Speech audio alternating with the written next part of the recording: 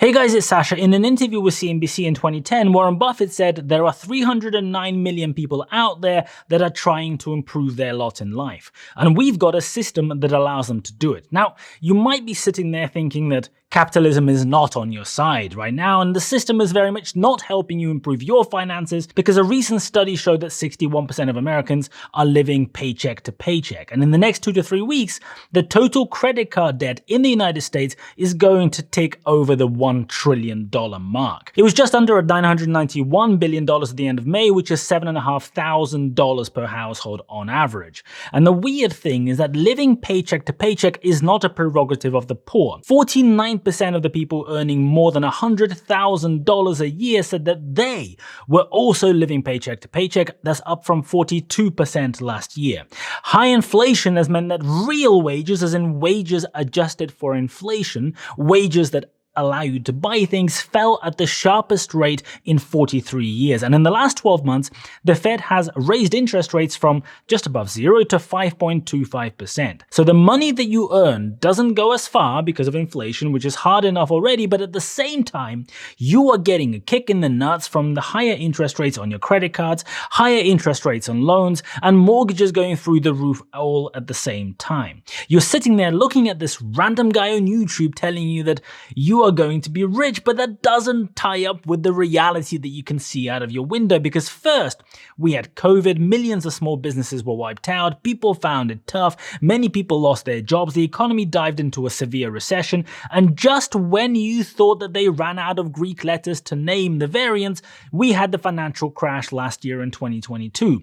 US inflation went up to 9.1%, in the UK we got it up to 11%, food in the shop skyrocketed by as much as 50 or 60%, over the last 2 years, the stock market dived 25%, YouTubers were doing their very best constipated faces and thumbnails telling you that the world is about to collapse back in January, the worst ever financial crash is coming, then a bunch of banks that you've never heard of before started to collapse in March. So I know that you're probably not feeling great about money right now because, well, we've all been smacked in the face by money issues a few too many times recently. And we have a perverse disease in our society where flaunting wealth has become a good thing. And we look at the people who flaunt their wealth and we compare ourselves to them. People who show off money are celebrated. Social media has blown this trend into an epidemic because only a very small minority of rich people are dumb or fickle enough to drive a gold-plated McLaren. Public showing off of wealth used to be seen as ostentatious, as vulgar, but in the age of Andrew Tate, it is now something that is widely celebrated. We have a weird culture where finance content creators earn clout with teenagers and young people by making videos sat in front of a sports car parked inside their house. Something that would be seen as vain and a sign of probably having some kind of debilitating mental issue back when I was a teenager, but is now kind of a mandatory part of people perceiving you as being rich. I get told multiple times a day on my channel in the comments that I am a failed finance content creator because instead of a Lamborghini, my background consists of IKEA units. Yeah. So perhaps it is not surprising that living in this world, it is easy to feel financially inferior. You look at all of this and you feel like you're really not doing well because none of us like to think of ourselves as average.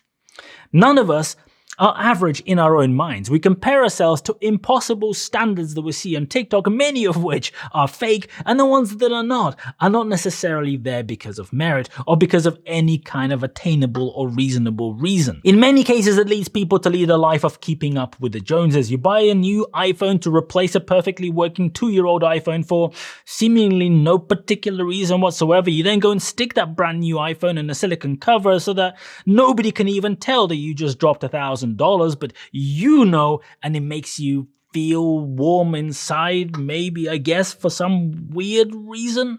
The average household is already sitting on that $7,500 worth of credit card debt, so why not throw another grand on there?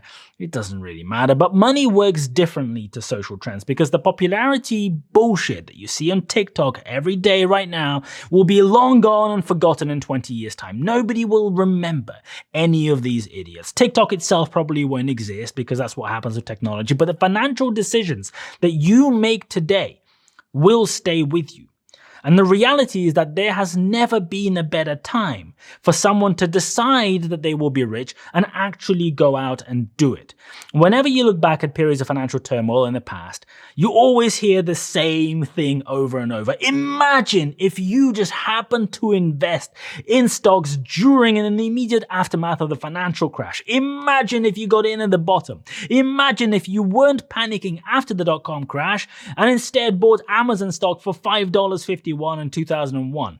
We live in a world where making your own luck has never been this easy. Just a few years ago, if you wanted to invest your money, you had to have at least $5,000 or $25,000 or whatever to open a broker account. You wouldn't be allowed to open one without having a giant wad of cash. And you would have to pay astronomical trading fees.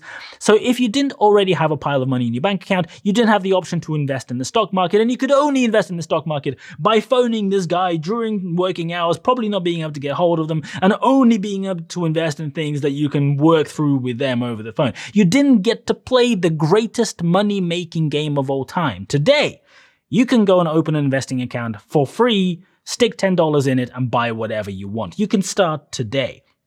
You probably have $10 sat in your bank account that can be spare. I've got links to my personal favorite investing accounts in my description. You can go and open one of those accounts in the next 5 minutes if you wanted to. I'm guessing that the fact that you're watching this video already puts you into the top fraction of a percent of people who are taking an active step forward in improving your finances. And there has never been an easier or a better time to do it. 20 years ago, the average kid coming out into the real world from college didn't know how a credit card works, what it was, what a stock was. Today, you can get information that wasn't available when I was graduating university, and you can get it immediately, and you can get it for free. And this means that people can take advantage of financial products like they have never been able to before. Up until the 1990s, credit was seen as a dirty word. Borrowing money was something that was frowned upon. It still is in many parts of the world because it suggested that you were spending beyond your means. But then along came the commercial push to make everyone borrow money so that the bankers can go and earn a ridiculous racket. Credit cards became the way that you can buy whatever you want, even if you don't actually have any money. And when you're buying a pair of jeans for $20 in a shop,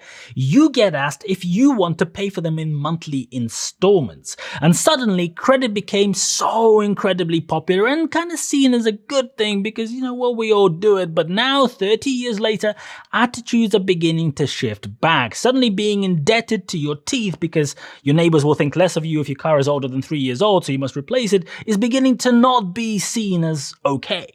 The fact that interest rates are going up is certainly not helping with that. The age of being able to move your credit card debt around on 0% deals, get free credit here, free credit there, when interest rates were sitting at 0% and everyone was printing money, those days have now gone. But at the same time, people are waking up to the power of combining financial products and managing their finances in a different way, in a smarter way. Instead of thinking of your debt as a noose around your neck, you can now take advantage of debt through leverage, which can be, if used right, a very powerful accelerator of building wealth. When you look at the balance sheet of a business, it doesn't make any sense to just look at the liabilities line by themselves and ignore everything else. The debts only make sense when you compare them against the assets, and that includes the non-tangible assets that maybe don't have immediate value against them.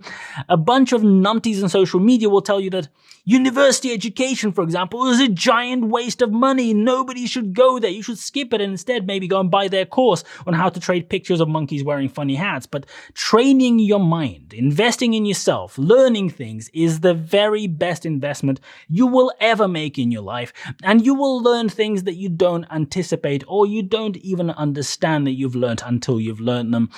Back in the 19th century, much of the world was operating in a form of feudalism, where most people would go out, work in the fields from when they were 12 or whatever, and then they would go out and work in the factories, and along came collective farming. Suddenly, you didn't need an army of people plowing the fields, and a bunch of people lost their jobs.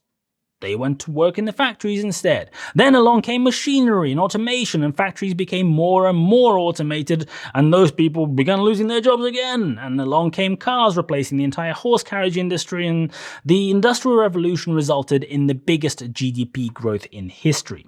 The BBC talks about AI anxiety. Apparently, workers fear losing their jobs to AI. The Guardian says that AI will take some jobs, but mass unemployment isn't inevitable. So there is a chance. It's not inevitable, so it's extremely likely, but maybe we will be lucky. The internet only really turned up for the masses in the mid-90s, and even in 2001, only 50% of people in North America used the internet. That wasn't very long ago. We are only about 25 years into this new thing, and only just beginning to enter the next generation of applications, including AI that is all the rage at the moment. We're still at the beginning of the mass adoption S-curve. And you have a choice to make.